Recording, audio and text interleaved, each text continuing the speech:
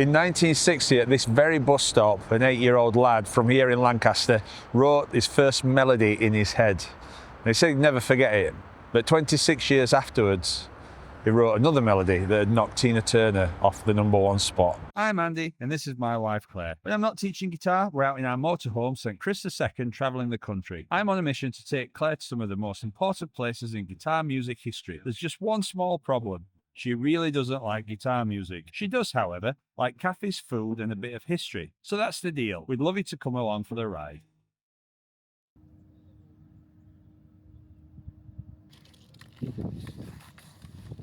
It's 4 AM. I've just got myself a coffee and we are going to make our way across to Lancaster, and I'm going to tell you all about this story. So you might be wondering why Lancaster, because it's not the most obvious choice. Well, that's because we are going to get the decals on our motorhome changed. If you've been following the channel for a while, you'll know that we've had some problems with the decals, and it's finally time to get them all sorted out and looking good. So we're going to go and see a company called Lancaster Signs. I've been discovering as we go around the country, every place in the UK has got some musical story, and this one, it's a really good one. I think it's a belter, so I hope that you're going to enjoy it. Now you might notice that my partner Claire and wife is not here, and that's because she's got to work, and neither are the dogs, so it's a solo mission, but we'll see a bit of her later on.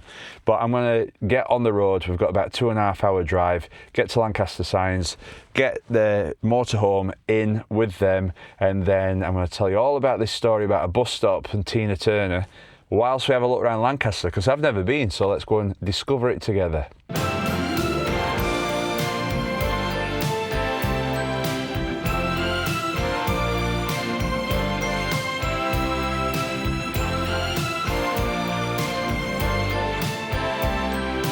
Got the motorhome dropped off. It's an all-day job. Hopefully it's not going to be too late, but they're going to give me a bell when we get back. So I'm heading into Lancaster to find this bus stop that I've told you about. Now, we've got a 30-minute walk to get there. Sun's just come up, and you can actually see some blue sky today. So we'll get to this bus stop. I'll tell you more about it. If you're lost, you can look and you will find me time after time. If you fall, I will catch you. I'll be waiting time after time. If you So this is a bus stop that I'm talking about. An 8-year-old lad stood here and he had a melody that rang through his head and he never forgot it, and that's when he realised that he got a talent for hearing really catchy tunes.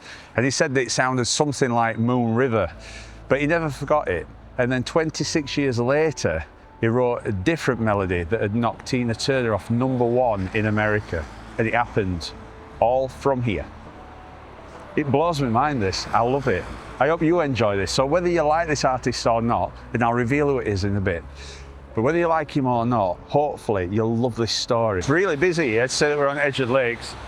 Now, this is different for me because I'm used to having Claire with me, but she's not here, she's working. So there's just us. But we'll ring Claire in a bit because I want to see if she knows what I'm on about. But there's a castle here, so I think we should head up there and see what that's all about. Hello. How are you? Very well, how are you? Yeah, good. So the motorhome's gone in, and we're just waiting to hear back, aren't we? Yes. So hopefully it's going to look good. But I'm cruising the streets of Lancaster, Oh yeah? and I'm sure you're missing me. Well, it is a bit trickier because I've got nobody to talk to, and it's probably... What are you talking to? Well, I'm sure they will, but when I approach people, they tend to walk away at a bit of a pace. Anyway, do you need to go? Sorry, can you hear my phone ringing? Yeah. So, all right. Are you going to ring me back? Because I know you're missing me quite a lot. Oh, look at this. Little hospital. That's a cool little place, Courtyard Chapel. Looks a bit Mexican, that. So I want to try and understand how you go from being an 8-year-old kid to a megastar on the world stage, and how that 8-year-old kid can rob Tina Turner the massive music icon of the #1 spot. Hey, look at this. This has got Edinburgh vibes about it.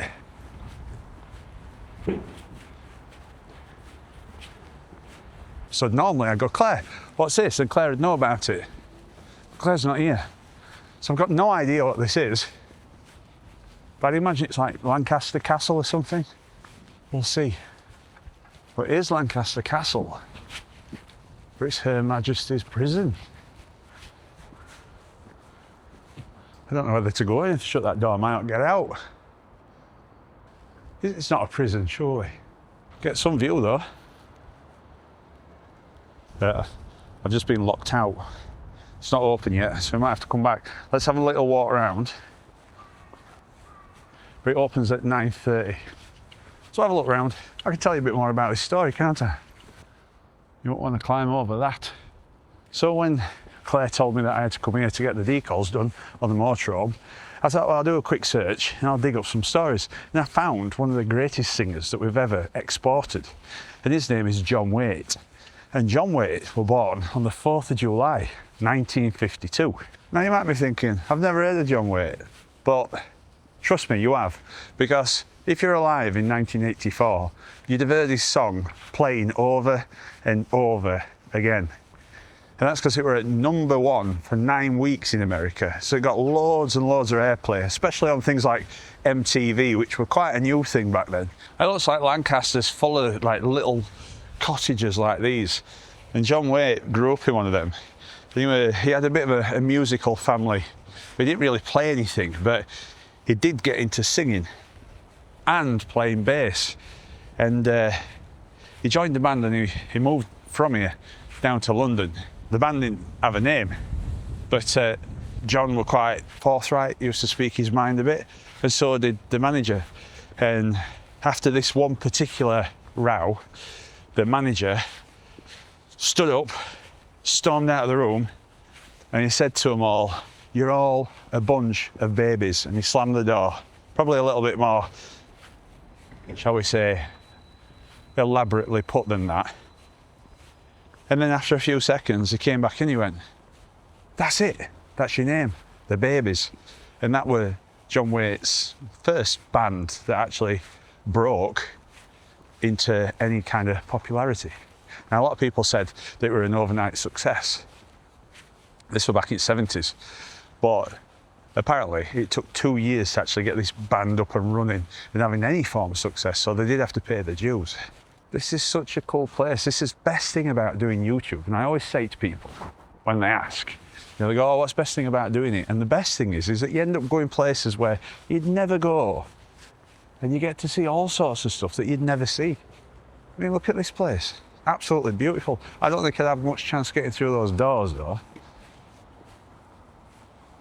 And look at this. Got fine and country estate agents. So it's obviously a bit posh. Let's have a little look and see how much a house is here. Ooh. Not only are rock stars from this town, but the houses are rock star prices as well. Well, seeing as we've been locked out of there, we'll come back later. Now you might know some of the Babies' songs. Isn't It Time? And Every Time I Think of You. But it all came to an abrupt end. They were on stage and an excited fan jumped up and pulled John off the stage, I think.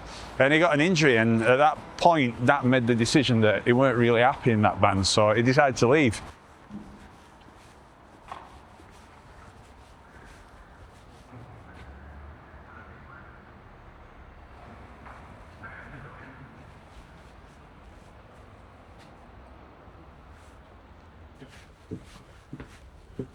Old Bell.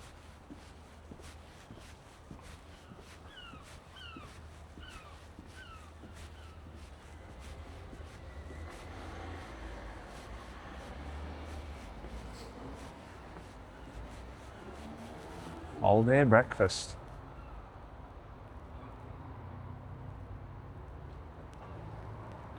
I'd love to go in there with Claire, but I'm not missing her. I'm not missing her at all. So once he got injured, John came back to the UK, back here.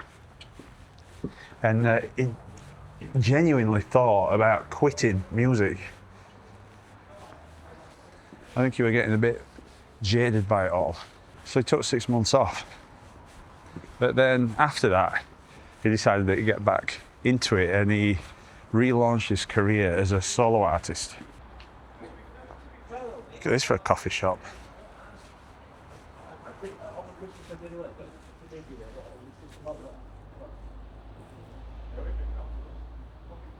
Spoilt for choice in Lancaster. There's loads to eat and drink. All looks nice as well. So in 1982 he releases a solo single called Change, and it does all right. It's just enough to keep him going really. But MTV has been launched at that point, and they were spinning Change 8 times a day. That looks like Claire's type of boozer.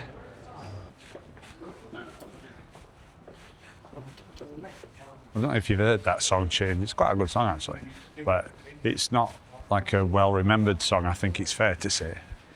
But he did get a second album and he recorded it and everything was done and dusted, but he felt like it didn't really have like that big single on there. But all record company thought, well, it's done and dusted. He was desperate to have a hit, and he'd been striving to be like the top really. That's what he was trying to do, I guess. That's what everybody does, doesn't they? You know. But he ended up going round to the house of the guy that played guitar on this album, and he was like listening to all tapes and stuff that they played. And at the back end of one of the tapes was this bit of guitar, and he's like, "Oh, what's that?" And the guy says, "Oh, no, it's just me messing on the guitar." And you know, if you're a guitarist, most of the time it's called noodling. That's what we call it. Try not to get run over. She's not stopping for nobody, is she? Anyway, I like the sound of this little noodle. So he starts singing, and this almost entire song comes out, and it's done in one take. And on the bit where he recorded it, you can hear him choking up. A lot of people think it's one of the greatest love songs ever written because the verse contradicts the chorus. He's like talking about how much he misses this woman, and then in the chorus he's saying, "No, I'm not missing you." And it was just a real raw take, and that's why a lot of people think that this song did so well. The only problem was the album was finished and the record company spent all the money on it, but they were convinced that this was the song. We come back to this bus stop just to remind you.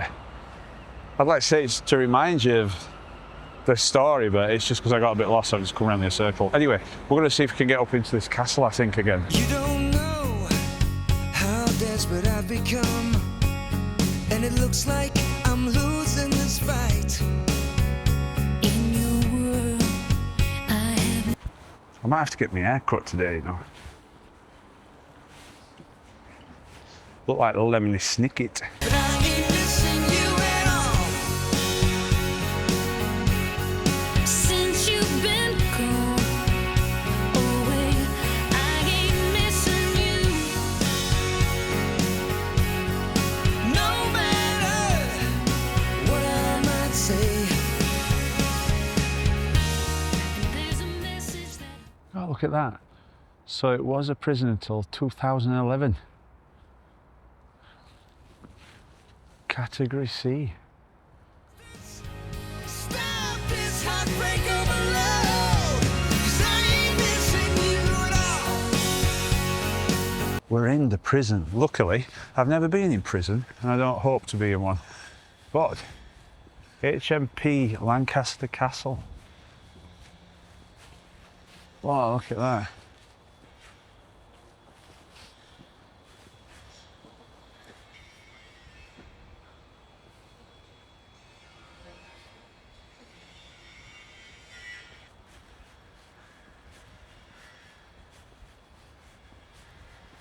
Quite fitting that we're in a prison actually for this next bit of the story, because if you're a music artist, you're on the contract to a record company and you really wanted this song on the album because he thought this was the song and he truly believed it, but the record company said, "No, you've had your money to record, that's it, there's no more."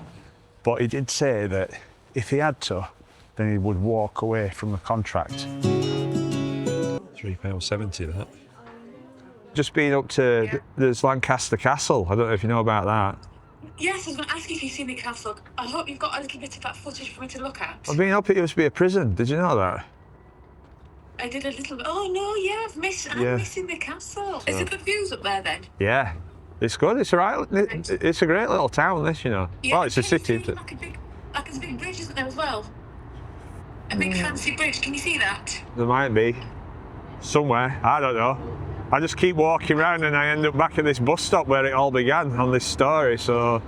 Oh, yeah. Right. So that's that. So John played the demo for the recording company and he was prepared to walk, but luckily they liked it and they decided to give him $5,000 to go and record it as a proper single. Right, so have you ever heard of somebody called John Waite? No. John who? John Waite. He used to be in a band called The Babies. The Babies, I think that's a band.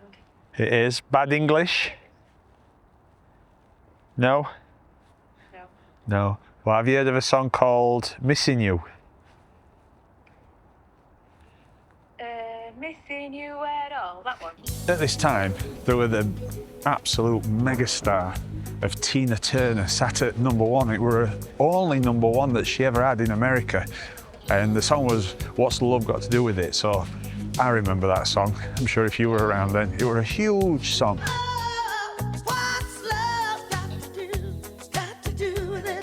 Big achievement for Tina Turner after all those years. And along came our guy from Lancaster and he took the top spot off her. Now, some bright spark in Tina Turner's team had worked out that if people heard Missing You, they also heard What's Love Got to Do With It? And in 1996, they thought it'd be a good idea for Tina Turner to cover Missing You because they thought, well, we've got a shared audience. And that's what she did. And she had another massive hit with that same song. So John got double bubble. Good for John, eh?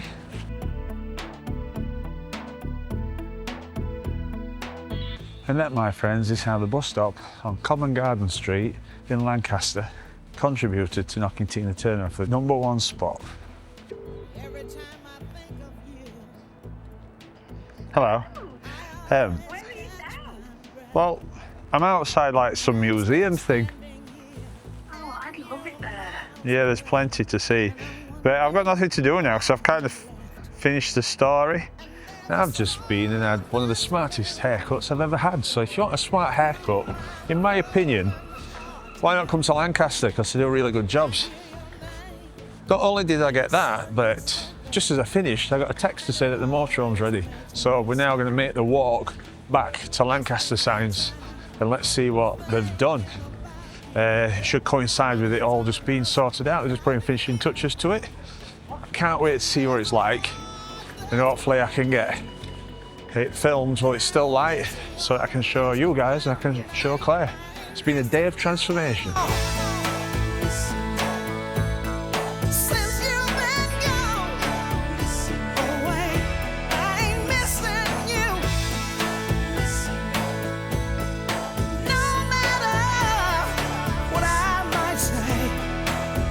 Well, look at that.